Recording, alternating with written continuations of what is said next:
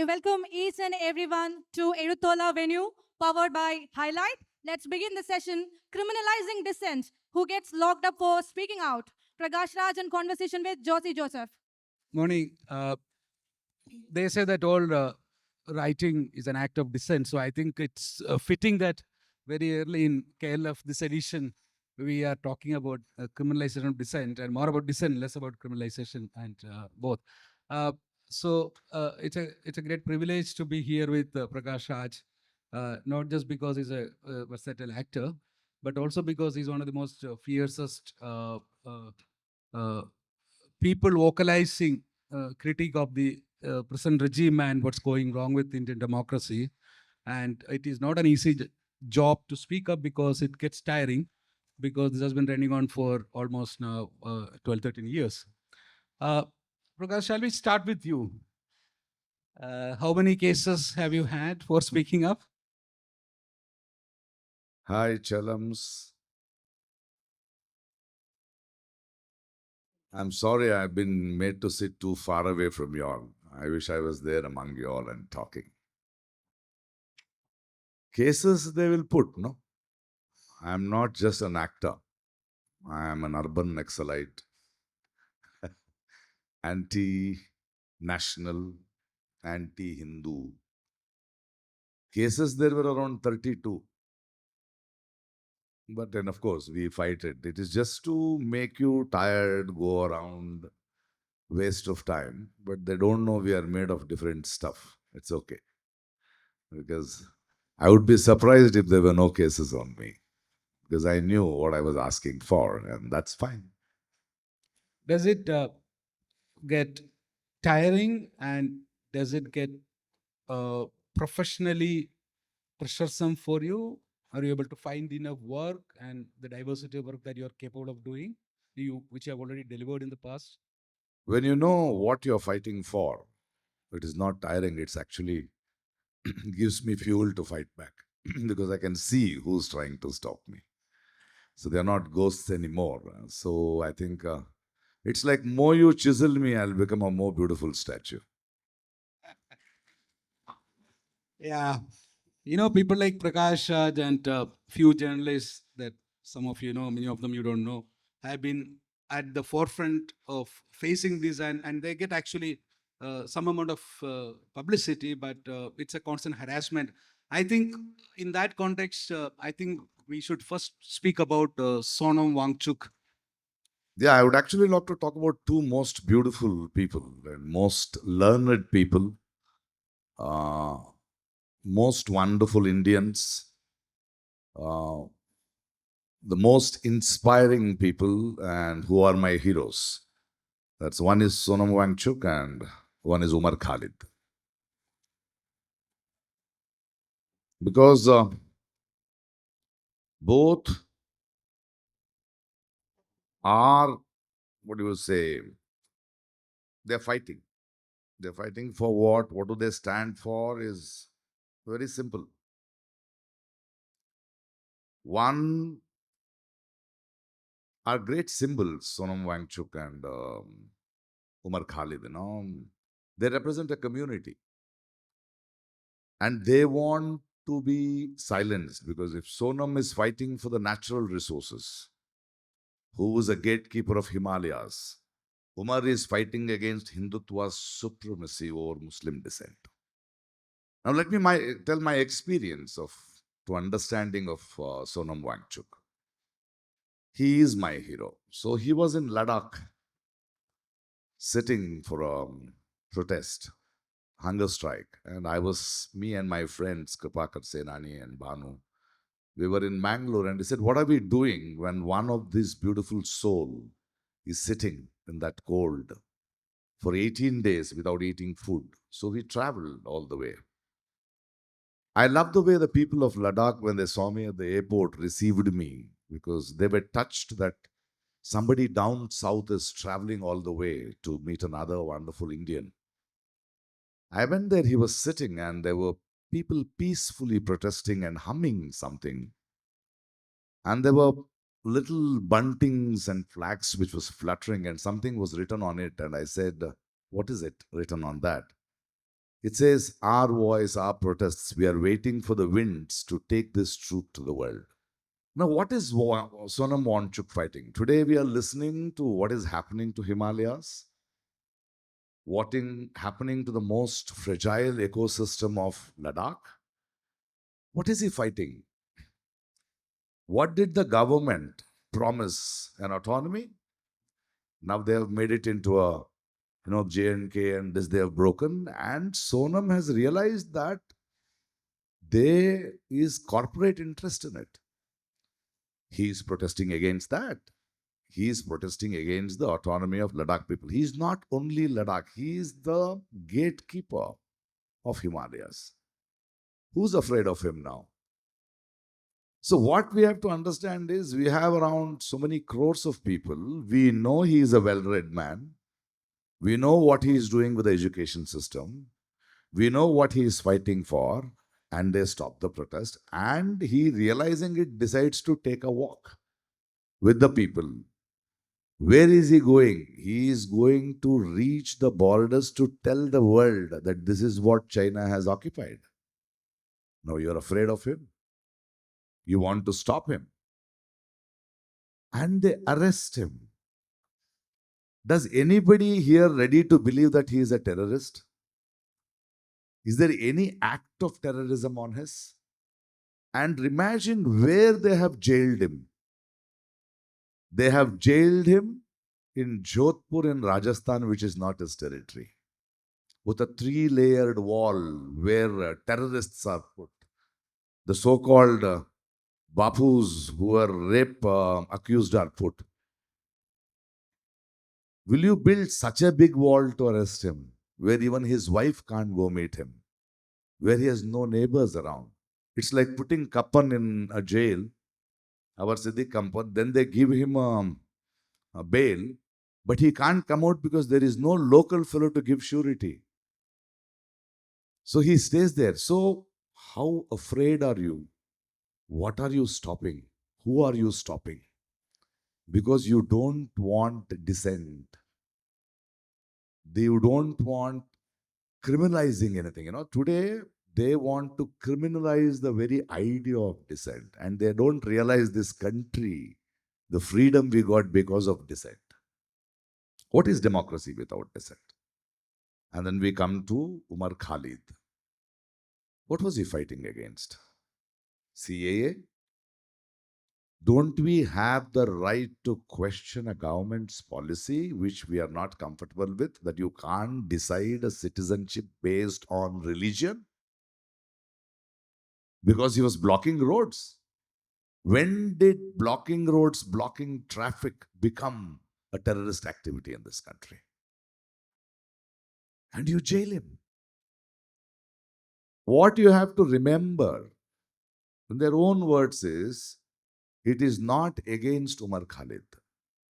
It is not Sonam Wangchuk. It is more Umar Khalids and Sonam Wangchuk should keep quiet. They want to silence anybody who wants to talk and tell them this is the fate. If Gauri Lankesh is killed, Kalburgi is killed, Dabolkar is killed, they are not killed. It is to give a message that this regime, there is no democracy, there is no government, this is a regime. This regime, this king, the Mahaprabhu who is sitting, does not like the sound of dissent. Let me just add to that. You spoke about Umar. There is a very interesting contrast of Kapil Mishra. There is this guy who once... Yeah, we have no in front of us, Goli Maro Salonko.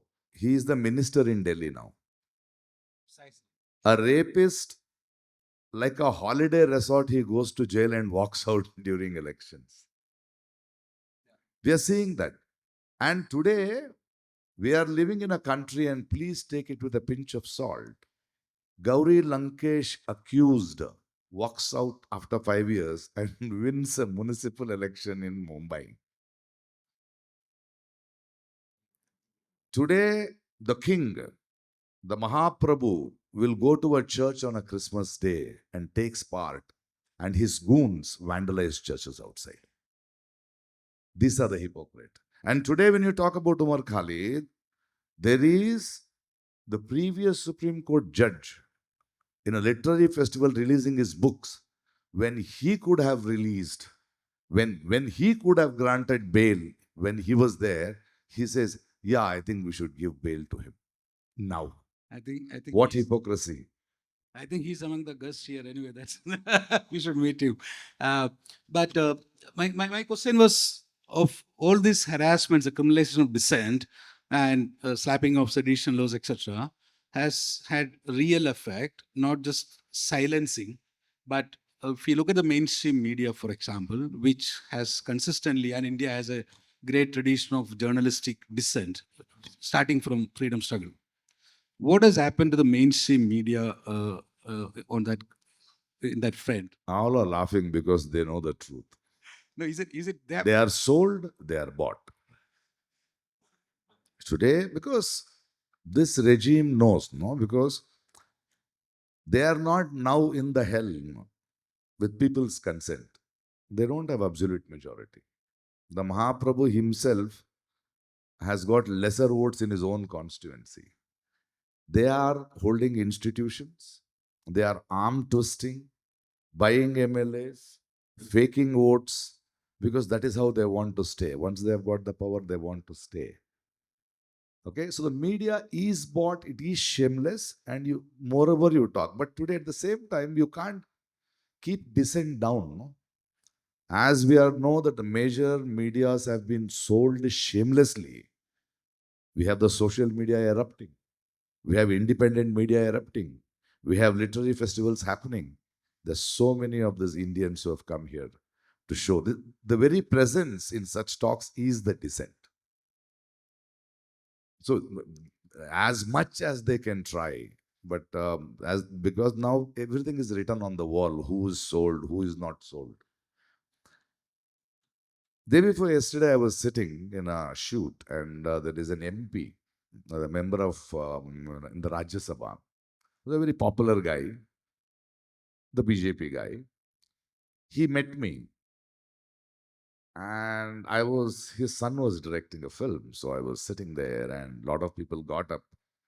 I just looked at him in the eye, and he came up and he said, "We are happy you're shooting in this film." And then he said, "Your people don't let me speak in the parliament." I said, "My people? I'm not." "No, no, your people no are very talkative. They talk much, they don't." I said, "Who do you mean by your people?" "Your Kerala MPs, your DMK MPs. They don't let me talk." I said, "Yes, but you tell your Mahaprabhu, when you all select Hema Malini's and Kangana Ranauts as MP, we are better speakers. That is why you are afraid. We know where you are." uh, beyond media? Let's talk about judiciary for a moment. Again, I think criminalization of dissent is the easiest tool to chill, to silence, or to get them to toe your line. I was talking the other day about this judiciary. In this country, we have police, we have judiciary.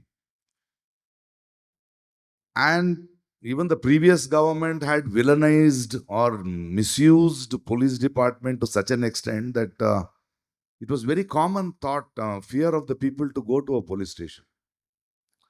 Or if a constable comes home, the neighbors would say, "Why is the police at your house?" But still, we had one strong voice, because if somebody was to silence us, somebody is putting cases, somebody is grabbing something from us, we used to say, "We will see you in the court." The court was a hope, but today it is a joke. So look how they have infiltrated. Look at the judgments. Look at what is happening. No, I mean, now, what is the thin line between a protest and terrorism, terrorist activity? What is the thin line between mobilizing mobs for a protest and inciting mobs for being dangerous to the state? Now, would you call mobilizing mobs for the country's freedom was a terrorist activity? Will you call mobilizing mobs, the farmers' struggle, a terrorist activity? Will you call the youngsters who came in numbers against the CIA a terrorist activity? Were they bombs? Were they inciting violence? Is a peaceful protest just because number of people. So the parliament, this government will make a rule which will blur the line, and a court which should be an independent body will listen to the prosecutor. The trial, I think, should be for the conscience of the judges, not about the criminals now. With all the institutions down, primarily using the criminalization of dissent as a weapon, what we see is also the rise of almost a mafia state. And on any given day, we got some of our best reporters on a road or an aircraft to some court somewhere else because some corporate group has filed a case. And recently, I think Adani Group has been identified as one of the most aggressive users of slap against journalists. Are we seeing a complete anarchy in the country where the system is enabling a few corporates and a certain political thought? Aren't we? Aren't we seeing anarchy? Aren't we seeing hooliganism? We are watching it. We are witness to it. Everybody knows everything. But now there is a code, there is a law. They're instilling fear. Don't talk, don't speak. But now I am liking it. But then it doesn't stay for a long time. We have to pay the price. We are paying the price. But I think we had to go through this because we were silent. We watched it. I would rather have more Yeah. talk like this now. One last question before the audience. Prakash, where do you see where we are headed? Are we headed towards a longer struggle, or you think there is a turning point coming? Come back. We'll come back. No, tell me this. No, I was saying that where do you see where India is headed? Are we headed in a longer struggle? During emergency, Arun Shuri said that, every morning we got up without realizing when is it going to end. Are we in a long, dark tunnel, or are you seeing light at the Do you think human race, human civilization in its process of evolving can take so much of pain and nonsense? It won't. We can't live without love. We can't live without being together. And Sonam Wangchuk and Umar Khalid are the answers. So this is two beautiful lines which gives me a lot of hope.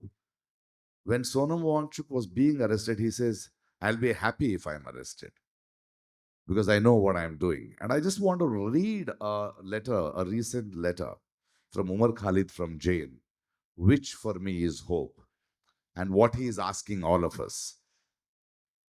He says, how those who believe in the state's version perceive me, I cannot change.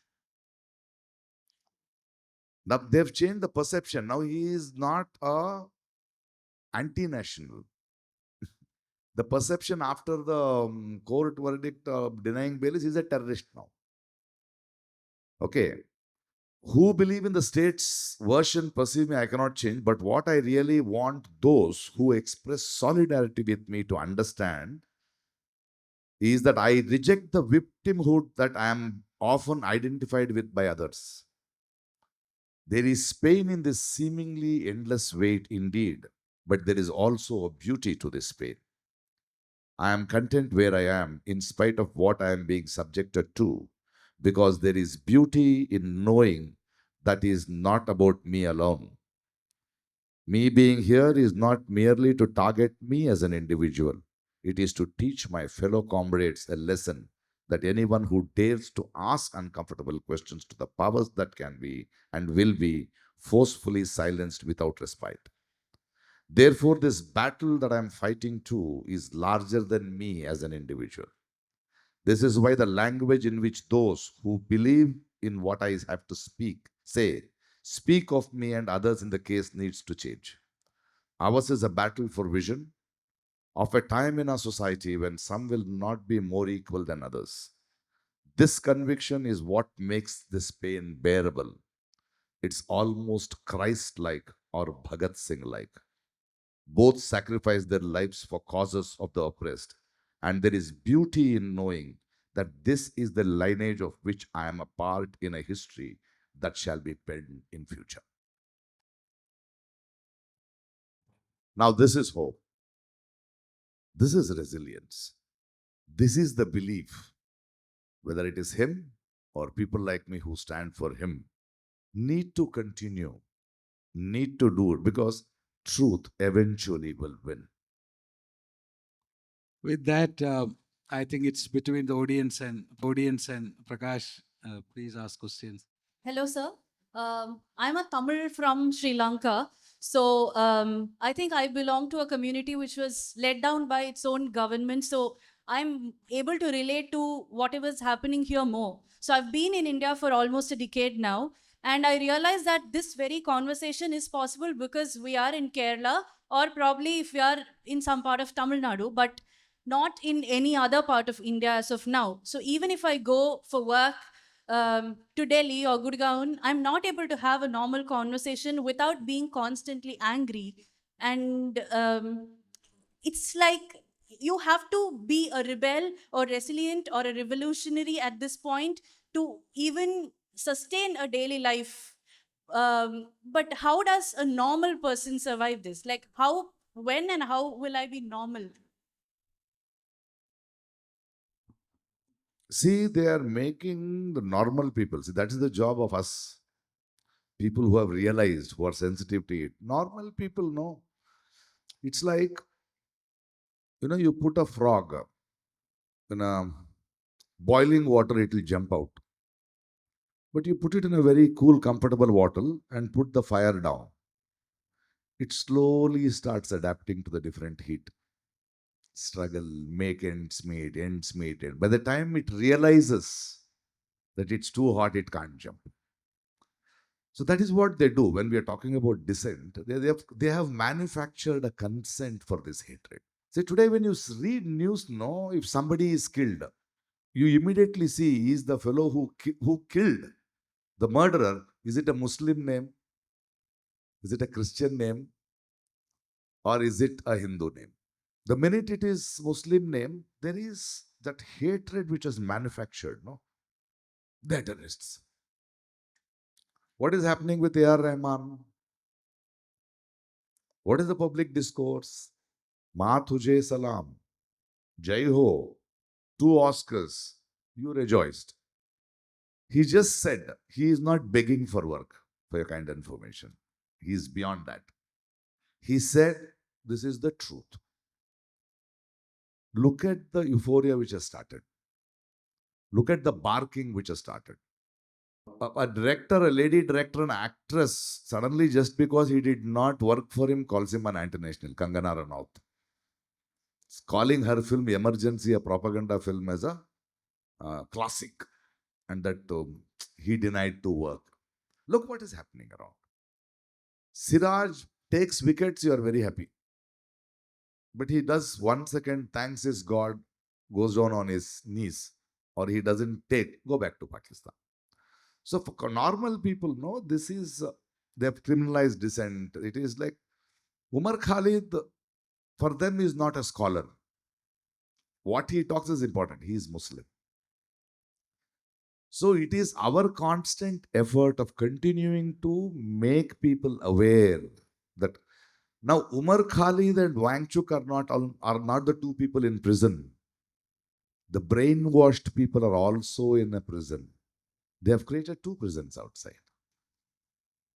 They have put the country also in a prison of perception. And it is the resilience what Umar is doing, what Wangchuk was doing, or me and you, by just attending here, is what is going to seep into make them realize and help them out. And we'll have to wait for the process. I just wanted to add to what you said about the Tamil Sri Lankans. I think the world owes an apology to the Tamil Sri Lankans, but I think from what Prakash said and what dissent means, the gathering of the mothers and sisters and daughters at the martyrs' graveyard, even today, annually, I think that's what the power of dissent, and that's what humanity is about, and that's what it gives us hope that even Tamil Sri Lankans or anybody else would have a better future.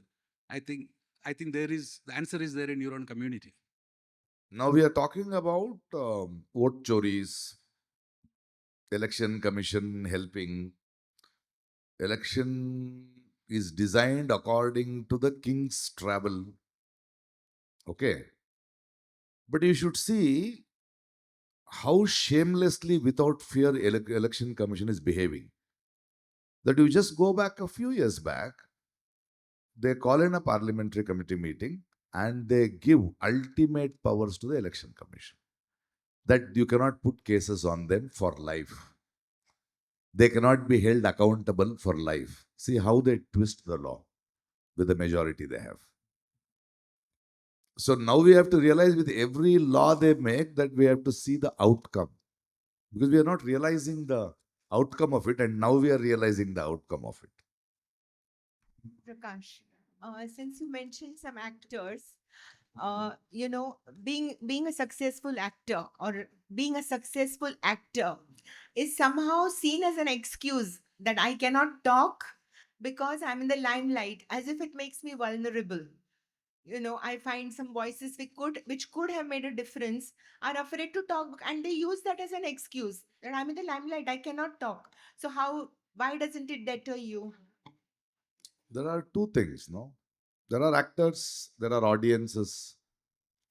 Now the people whom you are questioning, there's a mass popularity for the reasons. What are you alleging sensitivity to them?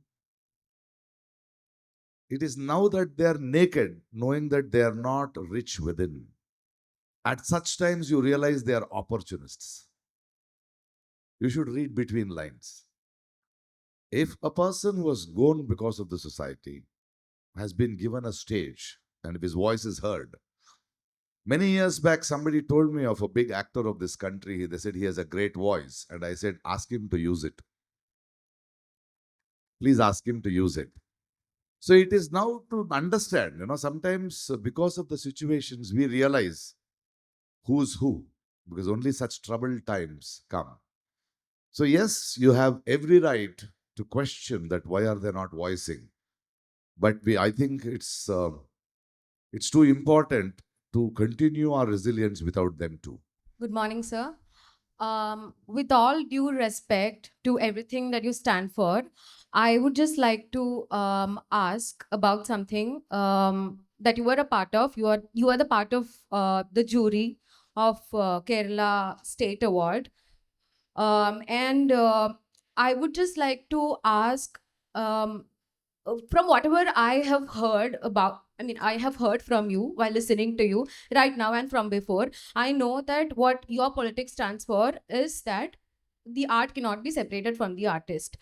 But while there were like a lot of allegations going on against a particular singer, songwriter, lyricist, the jury still decided to award him with the Best Lyricist award. So, how do you look at it? From what I understand from your politics, you don't obviously like why you were also talking about how like a lot of about a lot of people in the positions of power who have sexually abused women and committed rape and all of that. But while the allegations were going on, what was the reason behind the decision that was taken to award the person with the best lyricist award? I get you. Uh, this is something you're asking because when the jury sat, I did not know the implications. This much of allegations against that particular singer or a musician, whatever it is, I'm hearing it. We did not award him because of a political stand. It was because of the energy, music, and the thought process of that film. I was not aware, or I'm still not aware about, is it an allegation? Is it a proved allegation? Is it proved? No, I didn't get you. Because we don't know, because this did not occur to us at all. Because not I was aware of it. No, I was never aware of this because I was aware of the film. So if that is there, then probably I'll talk to the jury and why did they not let me know about it. But I understand where your hurt comes from, because your hurt comes from, and if that is the truth, because I did not know that was it. I'm being very honest with you.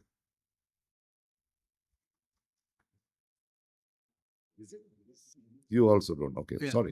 But would you like to add an additional question? I would like to give the mic to you because I was not aware. Can I have the mic back to that girl? I do think that whenever a survivor comes up with an allegation, it's still like you said, it's an allegation, but then still the No, person I is respect accused. you. Those allegations, I was not aware of those allegations. You were not aware of the allegations Not at all. while the decision was being taken. No, that's exactly what I'm saying. I understand your anguish.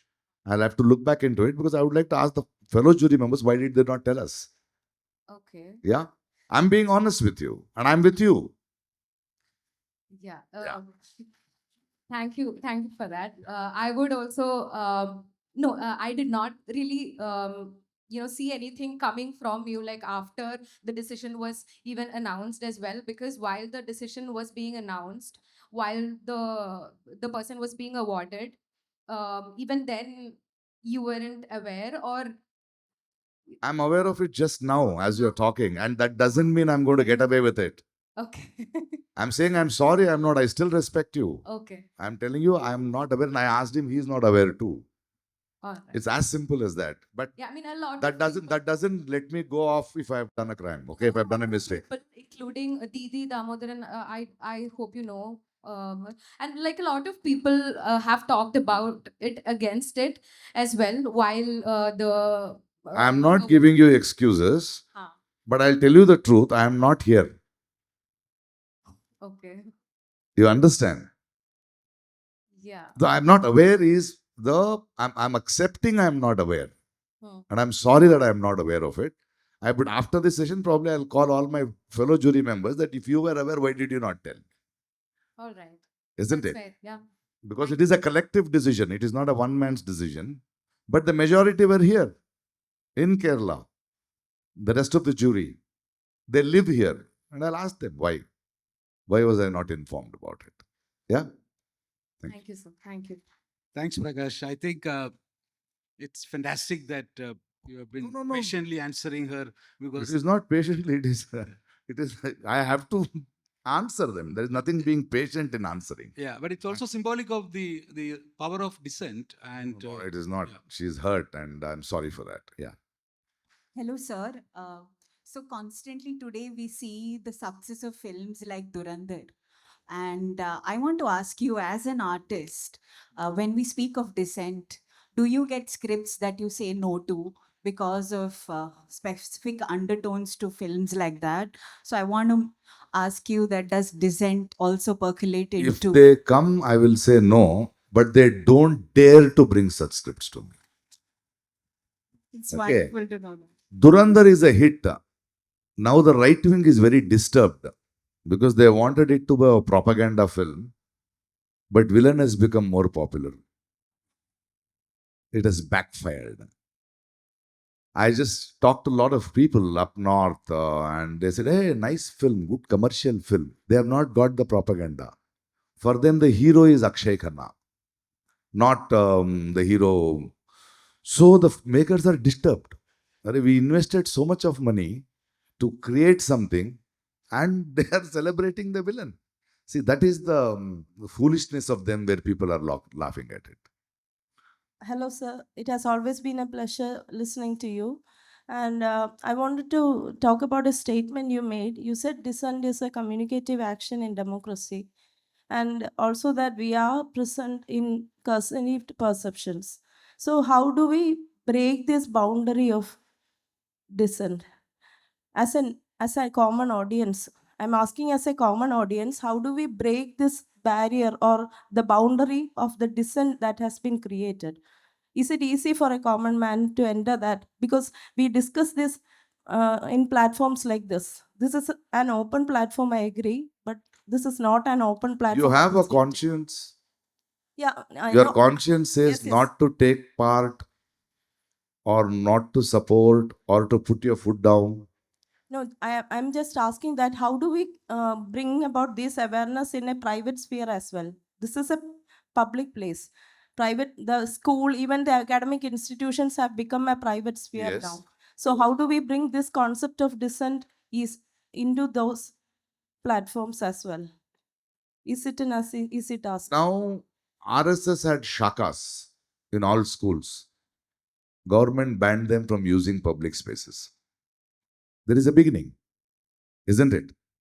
There is a beginning. Now, Palestinian films were not allowed to play in the Kerala festival. But we ended up three. And yesterday I had a question from a journalist in Bangalore because I am the ambassador for the Bangalore International Festival. Said there is no Palestinian films being showed. And I asked the government because they knew that if the government of Karnataka or the festival body succumbs to the center's demand, I will step down as an ambassador. Though I said, what? The problem is Kerala government could play the films because there are certain theatres which is owned by the Kerala government.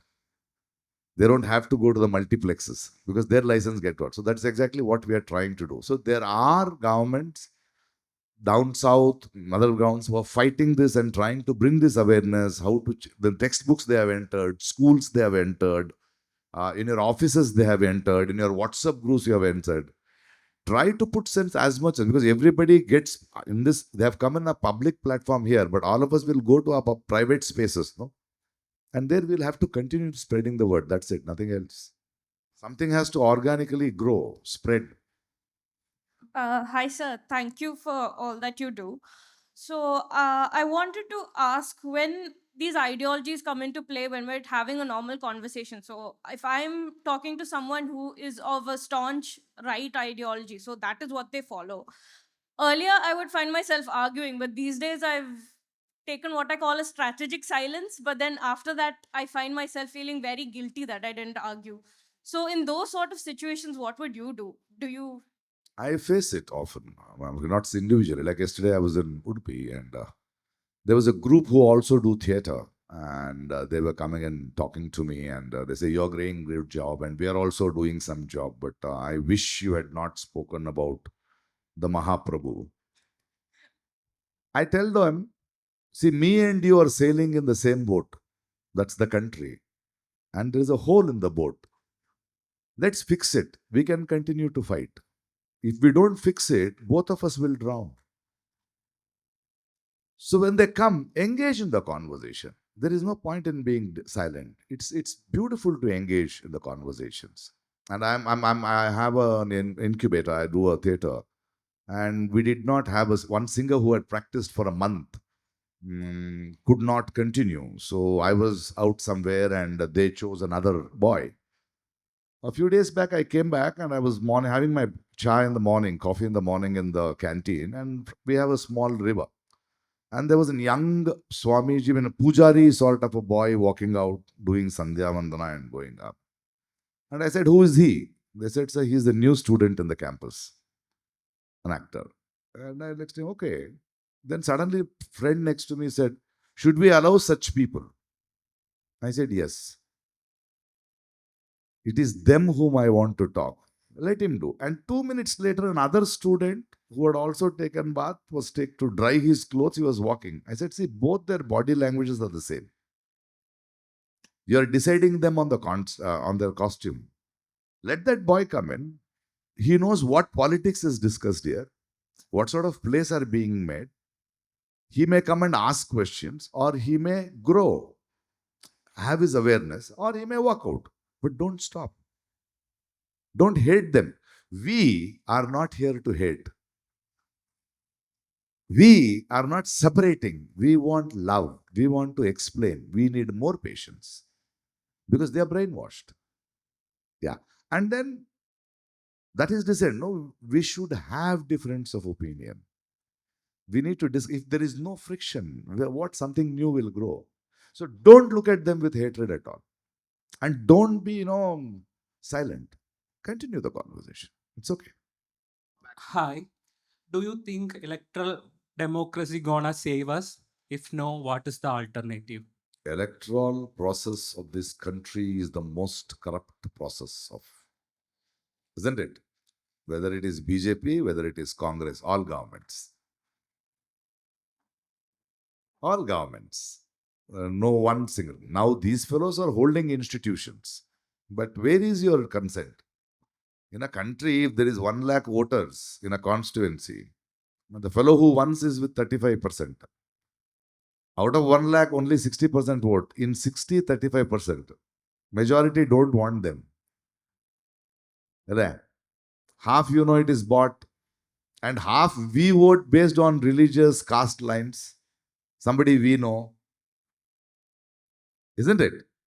And we are seeing as a joke in this country, every MLA who represents lakhs of people, every MP who's supposed to represent crores of people, ends up being one vote for somebody else. This is what we have to think. How do we vote? How do we choose? What sort of leaders do we need? Are we seeing a football match? Or are we the football in the match? We are getting kicked around. So the whole process has to be questioned. The whole, yes, now what they are trying to do with the electoral rolls, SIR, whatever it is, the process, why is there such an urgency? Who are you deleting? At the same time, it is our thought process. We have to go vote. It is our ultimate power. Who should do politics in this country? We, the people, should do politics. They have to do the job. But they are doing the politics, we are doing our job. We are not doing our job. Simple. So that question, it is to be asked to us also. How many of you all, when there is election, think of your country and go around your neighborhood giving awareness to people about how to vote? Not one of us. Not one of us. We are very happy on these meetings, talking small groups. When we know this country, these leaders are wrong, how many of us spread, go, talk, not as a political party, thinking this is my country and I have to do this politics? What a silence. Hello, sir. It's a privilege to meet and see you and listen to you in person. My question is about that deep-rooted hatred or the brainwashing that has been done. So I'm from Calicut, but I work in Bangalore, and I come across a lot of people across from our country, and it was quite shocking and stunning to me to see that people can be so much brainwashed. The educated people, the so-called educated. So I used to think that education is a hope that, we can change through education. But when I see people who are so educated talk and believe such nonsense, I'm losing hope. So what do you think is the reason for such? How can somebody be brainwashed to that extent, sir? You know they are brainwashed. No, I don't know how do they. I don't have an answer to that. You have a question and answer in your question. Isn't it? Yes. So what I was thinking is education helps What us. is education? Let's define. Having a degree is education, or being aware is education? Ideally, it should be being aware. I asked your children, you ask them where the water comes from. They say it comes from a tap. Do you know if there is no tiger in a forest? Do you know where the water comes from? What is the source of the water? How it comes? Do we teach them that? Not Just really. no. Yeah. Then Yeah. do we teach them environment? No, I don't think so. Do we teach them to believe in themselves?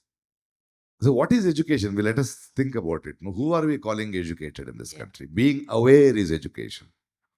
I went to a nursery in Rajmandri, and I was wanting to buy some plants, and there was a 20-year-old, as per the world standards, not educated. Must be a 6th, 7th pass. He was telling the names of the plants, and I felt, who is educated, him or me? Right. Understand, sir. So do you see it? No, that is not education. It is they tell you to win, to get a bank job, become an engineer. That is a profession. Reading for that is not education. Education is being a liberated, aware citizen of this country, of a human being of this country. Education, he is a lawyer, this fellow is a worker. We are human beings. The awareness of we all are human beings and we all are part of this system is education. agree. No, I don't call them educated. We I- are alleging that they're educated. I- You are expecting a surgery to be done by an engineer. Yeah, true. Agree with you, sir. Good afternoon, sir. Actually, I will speak in Hindi English. Please try to understand. बोलिए जी. Thank you. ऐसे मुझे हिंदी नहीं आता है, but of course I will not be that arrogant. बोलो. Actually, I came from Maharashtra, बोलिए जो SRT बोल. University. 4 or 5 years before, I organized protests in my university regarding the Dabolkar issue, Pansari issue. And now I afraid because once you said that now कि जो अभी चुन के आया है महाराष्ट्र में जो दाभोलकर के हत्या में थे, जब तक नेशनल था तब तक ठीक था कि कन्हैया उमर खालिद का इशू था, लेकिन he belongs from the my own municipal corporation ward. Now I am afraid to raise my voice because the RSS and Bajrang Dal and Hindu Mahasabha, if I am raising my voice, then that definitely comes towards my house. How should I raise my voice? It's difficult to raise nowadays. चलो, होता है. मेरे भी कुछ दोस्त हैं मेरी industry में जिसको female actresses who want to raise their voice and they say, Prakash, we know, but we can't because we can't take that pain. I say, okay, I will talk for you. Because I cannot ask you, to be inspired, they'll come your home, be this thing, sacrifice your life. But you will have to negotiate your dissent. And raising voice, you don't be like me all the time. Because I have some strength. I have some support. I have... they think twice to cut me because if you touch me, it becomes a news. If they touch you, it doesn't become a news. But your conscience is there. You're aware that this is wrong and you will find your own ways of dissent. Do that. Yeah. I'll not call for you to come and fight on the streets and don't be guilty about it. Don't be guilty about it. Be happy that you know what is happening in this country. Yeah. Hello, sir. It was really nice listening to you and what you stand for. So we talked about Dhurandhar. So let me just change the geography to Kashmir a bit. So Dhurandhar as a movie, as you said, in certain ways backfired as well on them, that the narrative that they were trying to impose didn't work according to what they wished for. But in Bollywood, we see now more than ever stories about films about Kashmir, but the discourse, we all are aware of the kind of discourse that they are spreading. So and it's very heartbreaking and very helpless as a Kashmiri person to see that all of those things are working in a greater agenda, in a greater narrative. A lot of people are believing that. Most of the people in India are believing that. So how would you cater to the question of those movies? I wouldn't say they are believing, because see, I'm not against banning films. Okay, let both come, let people decide who is saying what. What they are doing is they are stopping our films. They are not censoring our films. They will not let other films come down. But let it go. This is a fight because they have realized the power of cinema. And they have bought who we allege as powerful people. But we also have to say that Kashmiri, I call them piles, not files. One hits, but most of them are actually not doing well. Like a biography on the Mahaprabhu, the king, did not earn, where Padmavati, which was supposed to be banned, earned 10 times that money. Also, So people are realizing, until and unless people realize, people see what is in between lines, because they will continue to. They want power. They want to rule. They want to continue their agenda. So they will do it, and we have to negotiate with it. Yeah. and also about the books being banned, last year. Books being banned, curriculum being decided, Political cartoonists. cartoonists being arrested. they are doing everything means they fear the truth that much. They fear the truth. Mr. Arnab Goswami, for 1 hour he was in that bus. You saw the fear on his face shouting. Look at my Umar Khalid walking smiling. Who's afraid? Thank you, sir. Who's afraid? Look at Wangchuk who says, I will be happy if I am arrested. It is their fear. Everything is afraid. They're afraid. So that is how they're reacting like that. Let them. Hello, sir.